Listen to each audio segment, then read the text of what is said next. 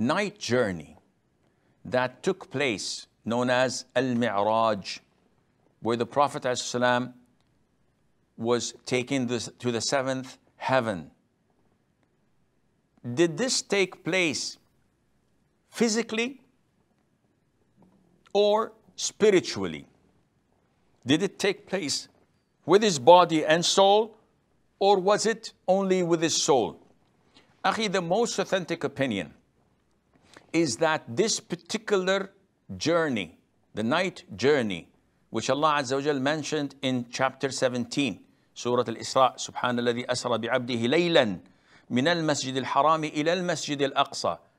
All praise and glory be to Allah Azza wa Jal, who has taken his servant from Mecca, the Masjid al-Haram, to al-Masjid al-Aqsa in Jerusalem, in Al-Quds. This took place physically and spiritually, by body and by soul.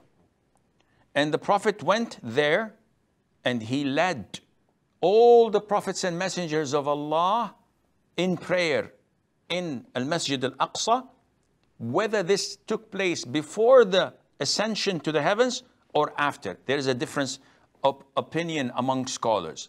Imam Ibn Kathir stated that the prayer leading the prophets took place after he came down from the heavens and not before.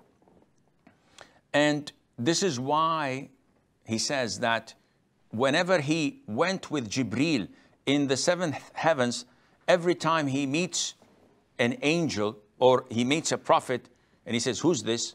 He says, "This is Muhammad." And they give salam to him and exchange salam. If he had led them in prayer earlier in Jerusalem, they would have recognized him. So Ibn Kathir says that this is an indication that leading the prayer took place after he came down from the heavens.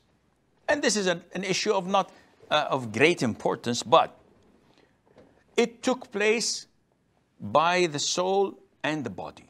The Prophet ﷺ was ascended with his body and came back. Because if it were a vision, if it were a dream, we all have dreams. There's no great emphasis or a miracle to be considered.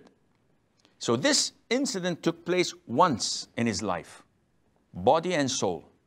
But later on, the Prophet told us about many visits that took place only with his soul, where he visited different places, where he's seen different things, and he reported that to us, whatever he saw in Jannah, whatever he saw in hellfire, in the torment of the graves, etc. All of this took place with his vision, not with his soul, and Allah Azza wa Jal knows best.